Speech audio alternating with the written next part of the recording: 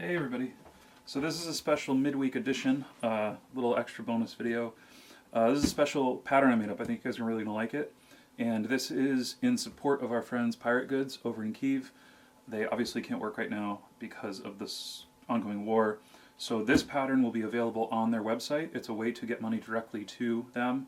They're a great family. Unfortunately, they can't work. So if you want to go grab this pattern, I think it's going to be like $5 or something. Check out their website in the description, buy the PDF, and they'll get the money directly so they can kind of keep going until they get through this. So we're going to get to making it. Let's go.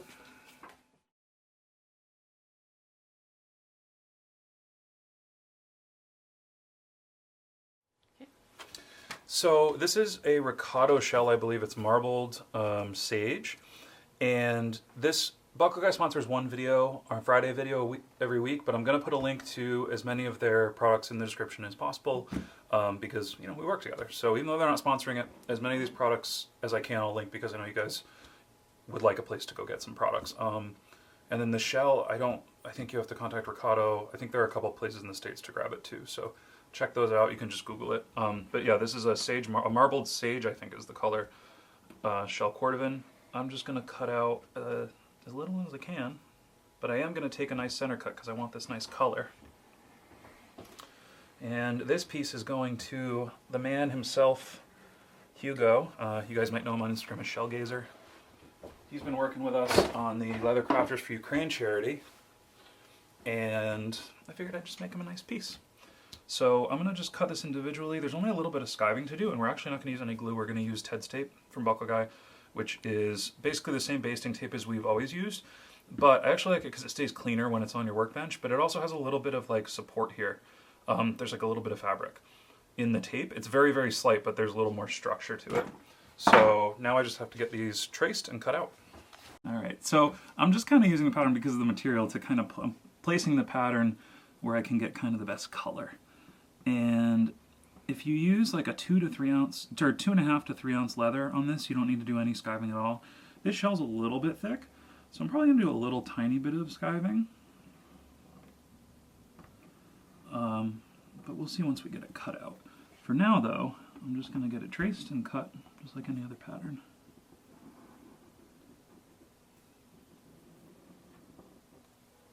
So the cool part about this pattern is this little flap detail here.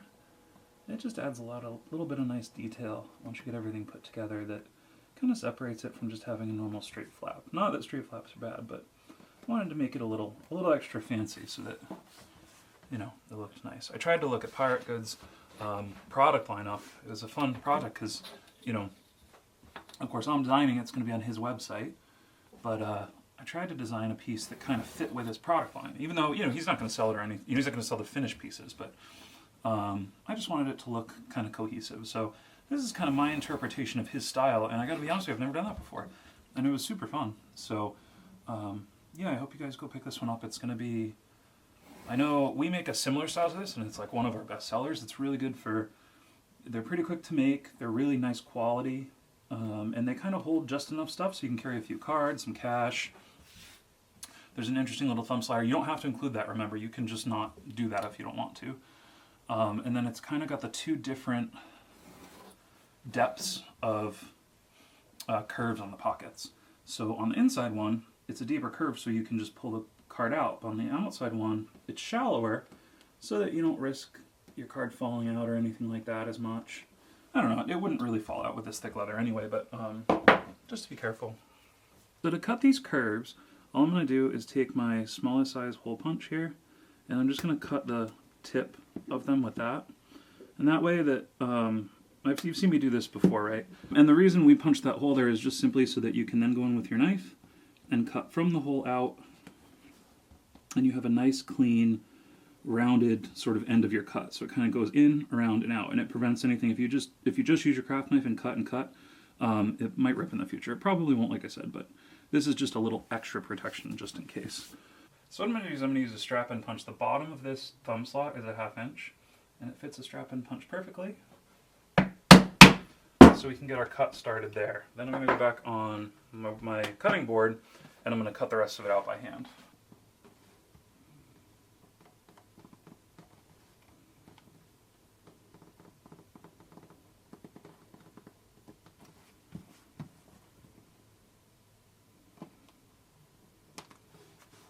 So I'm just going to use my rotary punch to punch out these holes here for our snaps that we'll install before we stick this all together. But before we stick that all together, we're going to do a little bit of burnishing. I'm going to burnish just these two sides and this inner thumb slot. Oh, and we have to do a little bit of skiving too. But you know, you're not going to be able to reach these once it's put together, so you want to make sure to do any sort of edge finishing, edge painting, etc. before you stick it all together. So I'm just going to use a French edger to just take out a little bit. This one is pretty sharp, but Shell's a little slippery. To just take out a little bit of thickness in this fold here.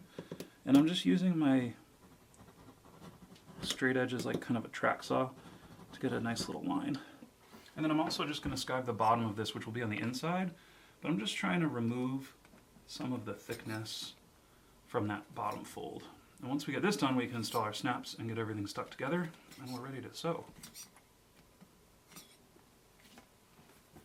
So Hugo requested our big signature snaps with our logo on them. So these are like line 24s. They're really big for this design, so you could use like a glove snap or something.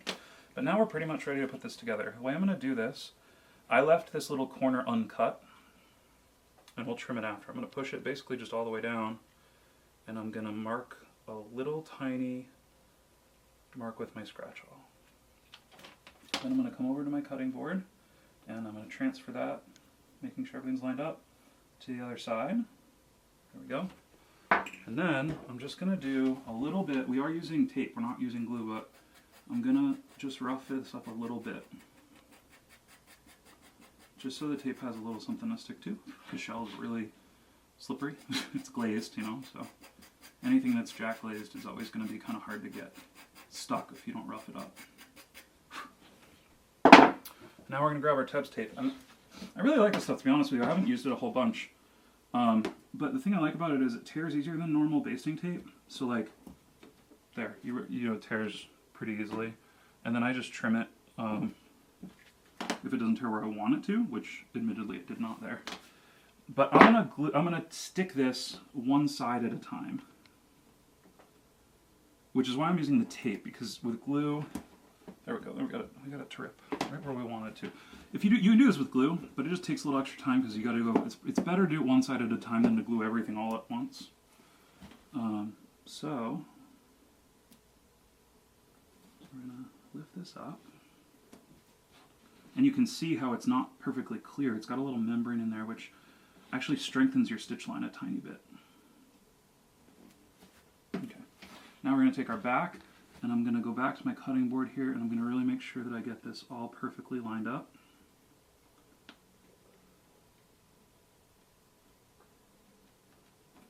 There we go.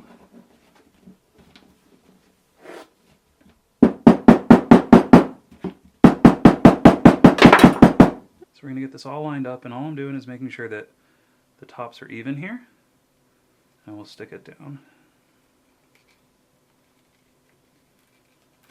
There we go, and the thing about the tape that's nice is you can kind of adjust it a little bit. We'll do the same thing on this side. And now we'll trim this, and once we get it all put together, because we skive this, it's going to kind of fade. It's going to like go from 3 layers just to 2, which will look really nice.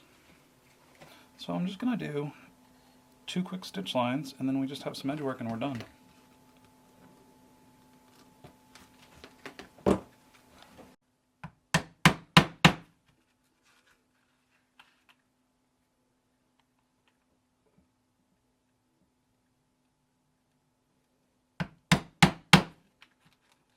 So I'm going to use 0.6 millimeter Ritza thread with 5 millimeter stitching on this. And the color is Colonial Tan. After using the small one, I got a big one of the 6 millimeter because I really like the color. And it like pretty much perfectly matches the copper snaps. So I think that'll look really nice against the green. And I can only imagine this, when the copper starts to actually patina, they'll basically start to match the green, which is cool. And once we get done with this, we just have, like I said, a little bit of edge work, and we're good to go.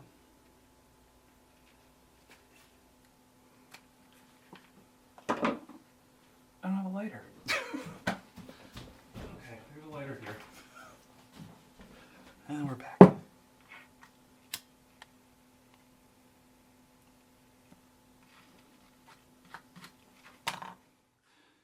here we go.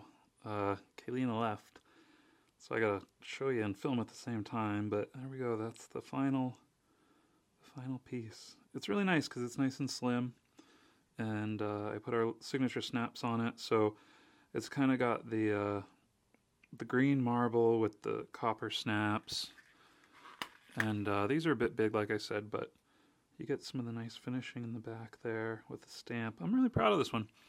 So yeah, remember, this is going to, all the money for this pattern is going directly to Pirate Goods. I just spoke with him. He's doing okay. He's in Kiev, and they're safe right now. But head on over to the first link in the description. Pick up this pattern if you'd like to help him out. And yeah, it's a fun pattern. I think a few people will be making it. And the other thing is, I've started a little Instagram show with Matt from Matter Supply called Most Fridays. And most Fridays, we're going to go live and make stuff. So maybe we'll make this one this week. Check it out, our Instagram. I'll put that in our bio too. We're just Corter Leather on Instagram. I'm not very good at promoting it. But it should be a fun one. So thank you guys so much for watching. And we'll see you in the next one.